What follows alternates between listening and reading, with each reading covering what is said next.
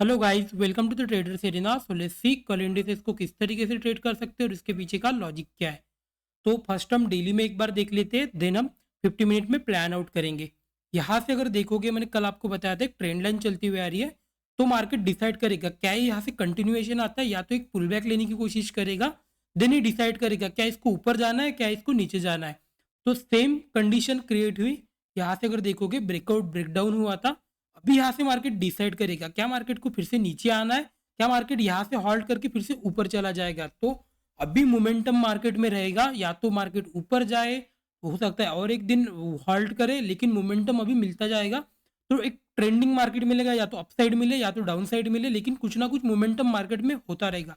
Because already बहुत range में रह चुका है, तो अभी एक्सपेक्ट नहीं कर सकते कि मार्केट फिर से रेंज में रहने वाला है। ये अभी कहीं ना कहीं ब्रेकडाउन या ब्रेकआउट करने के लिए फिर से मतलब ट्रेड करेगा। या तो हो सकता है यहाँ से ब्रेकडाउन दे दे, या तो हो सकता है यहाँ से थोड़ा सा हॉल्ट करके फिर अपर साइड ही ब्रेकडाउन ब्रेकआउट करे। तो दोनों कंडीशन हो सकती है, हमको बस रेडी रहना है ट्रेड करने के लिए। अभी इसको देखते हैं 50 मिनट में किस तरीके से हम ट्रेड प्लान कर सकते हैं। 50 मिनट में अगर इसको देखोगे, सेम मार्केट यहाँ पे मैंने आपको बताया था कि एग्जिट कर दो पोजीशन को। अगर इसके ऊपर निकलना चालू करता है तो फिर कुछ मतलब नहीं बनता है, बिकॉज यहाँ पे कहीं ना कहीं बायर्स सेलर्स निकल जाएंगे। और बाइंग करने की कोशिश मत करना, बिकॉज ये ऊपर भी जाएगा तो ये कहीं ना कहीं रेजिस्टेंस हिट करते हुए जाएगा। मार्केट सेम यहाँ पे ओपन हुआ, यहाँ से ऊपर गया। और कल मैं हमेशा जैसे कि आपको बताता हूँ, closing price act as a resistance, यहाँ पे रेजिस्टेंस लिया, रेजिस्टेंस ब्रेकआउट देने की कोशिश की, लेकिन इंस्टेंटली फेल हो गया और फिर से नीचे आ गया। अभी मार्केट को देखेंगे तो कल किस तरीके से हम प्लान आउट कर सकते हैं। लेट्स सी, मार्केट को अगर देखोगे यहाँ से, अगर ये यहाँ से पुल भी होता है तो मैं एग्रेसिवली बाइंग करने के लिए प्लान नहीं करूंगा, मैं प्लान करूंगा 50% क्वांटिटी में। ओके, आई होप ये पॉइंट आपको समझ में आ रहे होंगे। बिकॉज मार्केट यहाँ से अगर ट्रेंडिंग जाता भी है तो कहीं ना कहीं ये फिर से ये रेजिस्टेंस हिट करेगा, तो हम प्लान करेंगे फिर से एक बड़ा पुल बैक आने दो। देन अगर फिर से निकलता है तो हम एग्रेसिवली बाइंग के लिए प्लान आउट करेंगे। यहाँ से अगर फिर से सेलिंग के लिए आता है तो फुल क्वांटिटी में सेलिंग के लिए प्लान करूंगा, लेकिन मार्केट को इसके बीच में कहीं तो ओपन होना चाहिए। मार्केट अगर इसके बीच में भी कहीं पे भी ओपन होता है, मैं बाइंग के लिए सॉरी सेलिंग के लिए ही प्लान करूंगा। मार्केट इसके नीचे आता है, मैं सेलिंग के लिए प्लान करूंगा। 70-80 रुपीज़ का मेरा मैक्सिमम सेल होना चाहिए, 1:2 एटलीस्ट मेरा टारगेट हो जाना चाहिए। मार्केट अगर इसके नीचे आना शुरू करता है तो फिर से एक ट्रेंडिंग मार्केट हमको देखने को मिल सकता है डाउन साइड, और एक बड़ा मार्केट देखने को मिलेगा सेलिंग के side he. Okay, I hope ये पॉइंट आपको समझ में आ रहेंगे। कल अगर फिर से इसके बीच में कहीं पे ओपन होता है तो मैं सेलिंग के लिए तो प्लान नहीं करूंगा, बिकॉज सेलिंग के लिए मेरे पास यही लेवल है, इसके नीचे जब तक आना शुरू नहीं करता है मैं सेलिंग के लिए एग्रेसिव नहीं होने वाला हूँ। मे भी मैं हो सकता है कुछ प्राइस एक्शन पे सेल कर दूं, लेकिन मैं बहुत कम क्वांटिटी में सेल करूंगा जब तक मार्केट इसके नीचे आकर ट्रेड नहीं करना शुरू कर देता। ओके, तो सेम इसके बीच में अगर कहीं पे भी ओपन होता है तो फर्स्ट हाफ में मैं बाइंग के लिए प्लान नहीं करूंगा, बिकॉज ये वोलेटिलिटी क्रिएट करेगा।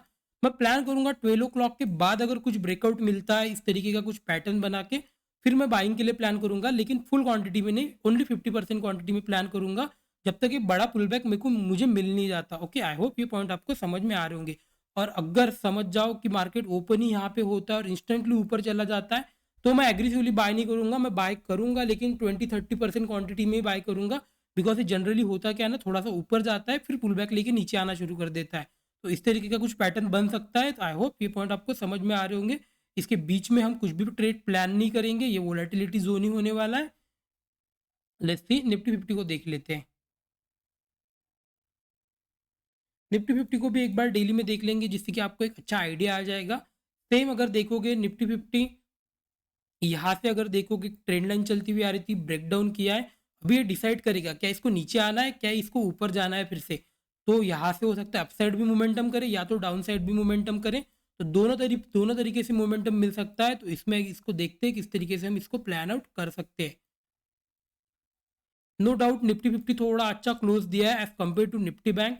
यहाँ से अगर देखोगे एक इंस्टेंटली नीचे आया, देन ब्रेकआउट फेलियर किया, फिर थोड़ा सा रिवर्स होके फिर से ऊपर चला गया। और same previous closing price act as a resistance, then यहाँ से फिर से नीचे आ गया और अभी कहीं ना कहीं इसके बीच में आके क्लोज किया है। अभी इसको किस तरीके से हम ट्रेड प्लान कर सकते हैं, क्या मार्केट फिर से इसके बीच में कहीं तो ओपन होता है, फ्लैट ओपन हो या इसके बीच में ओपन होता है, सेम प्राइस एक्शन निफ्टी 50 जैसा अगर हॉल्ट करता है यहाँ पे, देन सेकंड हाफ में कुछ ब्रेकआउट देता है, मैं अच्छे से क्वांटिटी मतलब 50% क्वांटिटी में एक बाइंग के लिए प्लान करूंगा, बिकॉज यहाँ पे बहुत देर से हॉल्ट किया है। तो हो सकता है मार्केट यहाँ से अगर ब्रेकआउट दे तो कुछ मोमेंटम हमको मिल सकता है।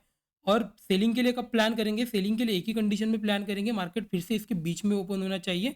यहाँ से अगर इसके बीच में ओपन होकर मार्केट फिर से नीचे आता है, मैं सेलिंग के लिए प्लान करूँगा।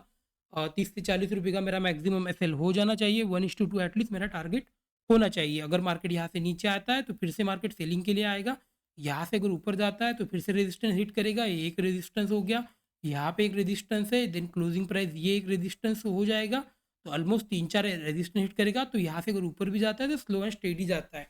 और जनरली कभी-कभी होता है कि मार्केट यहाँ से वी शेप रिकवरी दे देता है, लेकिन वो बहुत रेयरली होता है। तो इसलिए बेटर है कि हम कम क्वांटिटी में ही प्लान करें, बिकॉज़ हम प्रोबेबिलिटी के हिसाब से ट्रेड प्लान करते हैं।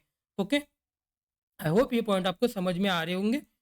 इसके बीच में अगर कुछ भी ट्रेड करता है, यहाँ से लेकर हो गया यहाँ तक बीच में, तो मैं कुछ भी ट्रेड प्लान नहीं करूँगा, ये वोलेटिलिटी क्रिएट करने वाला है इसके बीच में। आई होप ये पॉइंट आपको समझ में आ रहे होंगे। लेट्स सी, फिर निफ्टी को देख लेते हैं एक बार। फिर निफ्टी को देखेंगे, सेम प्राइस एक्शन जिस तरीके से बैंक निफ्टी मूव किया, ऊपर गया, यहाँ से ब्रेक ऊपर गया, यहाँ से ब्रेकआउट दिया, ब्रेकआउट देते same act as a resistance. कल का क्लोजिंग यहाँ से थोड़ा सा ब्रेकआउट देने की ये भी कोशिश किया, ब्रेकआउट फेलियर हुआ, फिर से नीचे आ गया। अभी इसको किस तरीके से हम प्लान आउट कर सकते हैं? नो डाउट ये भी एक नेगेटिव क्लोजिंग दिया है।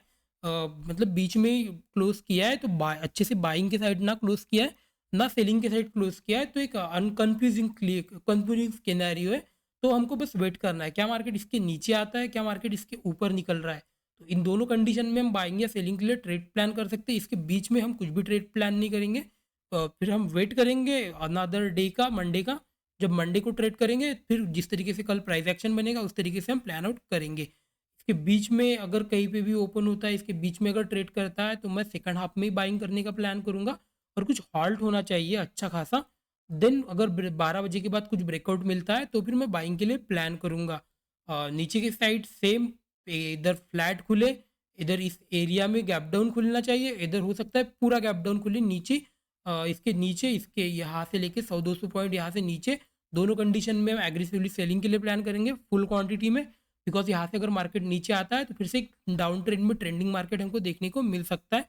इसके बीच में हम कुछ भी ट्रेड प्लान नहीं करेंगे। बाइंग के साइड मैंने आपको बता दिया, यहाँ से हॉल्ट करना चाहिए। और सेम फर्स्ट हाफ में अगर market, let's see, first half में मार्केट यहाँ से ऊपर निकलता है तो बहुत कम क्वांटिटी में प्लान करना। देन प्लान करना क्या, मार्केट सब ये रेजिस्टेंस के ऊपर, जब तक मार्केट यहाँ पे आके हॉल्ट नहीं करता है इस एरिया में, और यहाँ से जब ब्रेकआउट देगा तभी हम एग्रेसिवली बाइंग के लिए जा सकते हैं। तो अभी फिलहाल बाइंग, एग्रेसिव बाइंग करने के लिए कोई भी सिनेरियो दिख नहीं रहा है। तो आई होप ये पॉइंट आपको समझ में आ रहे होंगे। वीडियो अच्छा लगा तो like and subscribe friend. Thank you so much.